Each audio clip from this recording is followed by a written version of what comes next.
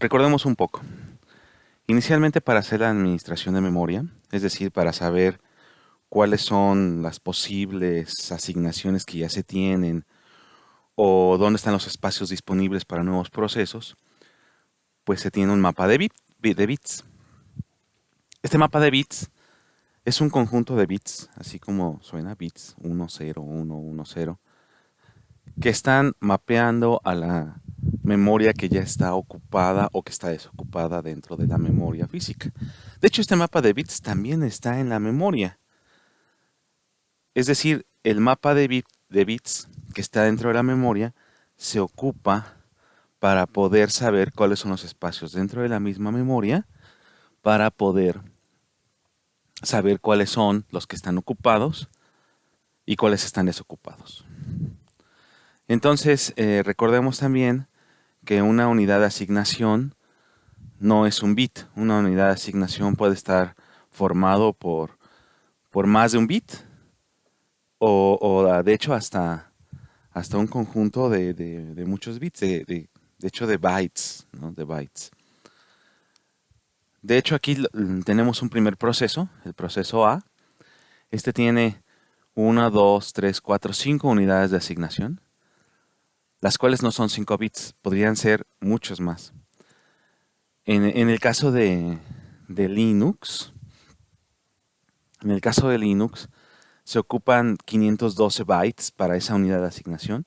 Si fueran 512 bytes, entonces el proceso A tendría 1, 2, 3, 4, 5 por 512, son alrededor de 2500 bytes, lo que está ocupando el proceso A.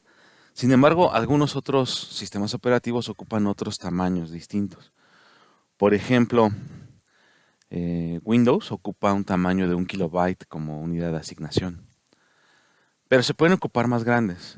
Se pueden ocupar tamaños de 1 kilobyte, de 2 kilobytes, de 4 kilobytes, de 8, de 16, de 32.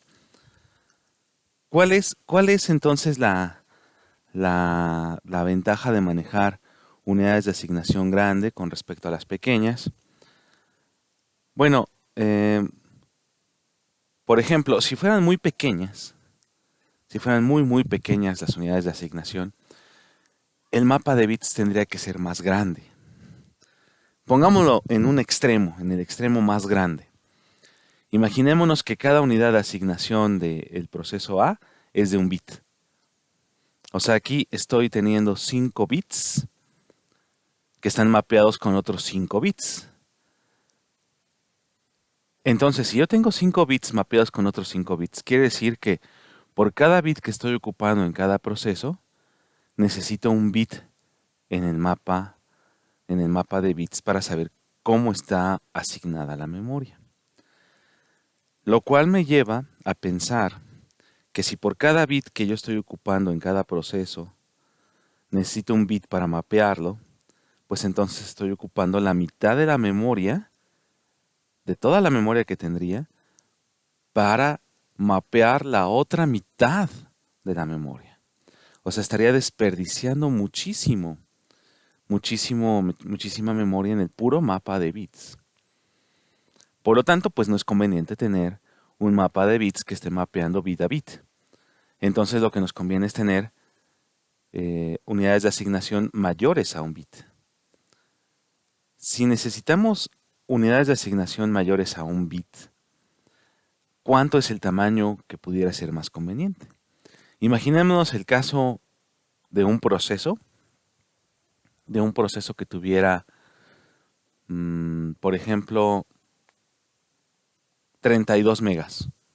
Actualmente un proceso puede tener eso, o más, 32 megabytes. Entonces yo digo, bueno, voy a ocupar una unidad de asignación de 4 megabytes. Una unidad de asignación de 4 megabytes para mapear un proceso de 32 megabytes. No se ve tan descabellado. Entonces, 4 megabytes para mapear una unidad de asignación de 4 megabytes para mapear toda la memoria. Pues eso querría decir que necesito 8 unidades de asignación para ese proceso de 32 megabytes. lo cual no está mal, son 8 unidades de asignación. Necesito 8 bits para mapear eso. No estoy ocupando tantos bits. Pero ¿qué pasa? ¿Qué pasa cuando llega un proceso que tiene mucho menos de 4 megabytes? Digamos un proceso de 1 kilobyte.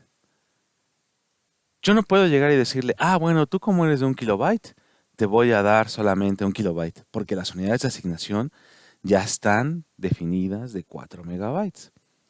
¿Qué quiere decir eso? Quiere decir que entre más grande yo tenga unidad de asignaciones, para procesos muy pequeños va a haber mucho desperdicio de la memoria. Y de hecho es lo que sucede. Es lo que sucede. Actualmente, aunque manejemos unidades de asignación de 512 bytes o de 1 kilobyte, se desperdicia mucha memoria RAM en esta fragmentación. Y ustedes podrían decir, bueno, pero no es tanta. Bueno, por cada proceso que hay en la memoria hay un desperdicio de RAM. Siempre se está desperdiciando. Bueno, entonces no es conveniente tener mapas de unidades de asignación ni muy pequeñas ni muy grandes. Por lo tanto, pues el sistema operativo tiene que hacer una estrategia correcta de acuerdo a la cantidad de procesos que tiene, de cuáles son los tipos de procesos, qué tamaño tienen sus procesos, para qué están destinados, si van a estar mucho tiempo en la memoria. Obviamente eso es en sistemas operativos muy modernos, ¿verdad? En sistemas operativos viejitos, pues eso no se podía hacer. Tenía el programador del sistema operativo tenía que decidir cuál podría ser la mejor unidad de asignación. Bueno, entonces, imaginémonos también la idea de que llega aquí un proceso, el proceso A, que tiene 5 unidades de asignación. Este proceso A, y manejemos una unidad de asignación, digamos, de 4 kilobytes. 4. Entonces, aquí, si son 5 unidades de asignación, este proceso A tiene 20 kilobytes. Entonces, si tiene 20 kilobytes, este proceso, supongamos que el proceso cuando pidió el tamaño no era de 20 kilobytes, porque ningún proceso va a ser exactamente del tamaño que le están dando, ¿verdad? Supongamos que el proceso cuando llegó, inicialmente, el proceso tenía un tamaño de 17 kilobytes. Entonces, si era de 17 kilobytes y las unidades de asignación son de 4 kilobytes, pues entonces obviamente este proceso necesitaba 4 más 4, 8 más 4, 12 más 4, 16. Pero como el proceso es de 17 kilobytes, pues había que darle una unidad de asignación más.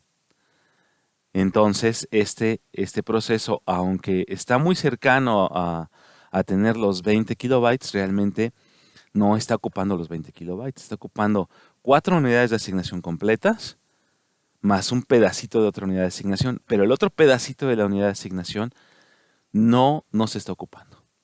Por lo tanto, sí se está desperdiciando memoria aquí. Se están desperdiciando alrededor de 3 kilobytes. Y eso es lo que sucede con todos los procesos en la memoria RAM. Siempre hay un desperdicio de memoria. Ahora, no todo es tan fatalista, ¿verdad? Ese pequeño pedacito que tiene el proceso que no está ocupando, pudiera ocuparse por si el proceso tiene que crecer. Recordemos que un proceso puede crecer de acuerdo a la cantidad de datos que vaya generando o de acuerdo a la cantidad de procedimientos que vaya jalando, que vaya solicitando, porque por cada procedimiento se tiene que ocupar la pila. Y al ocupar la pila, pues obviamente se ocupa más memoria. Entre más procedimientos tenga, más pila está ocupando.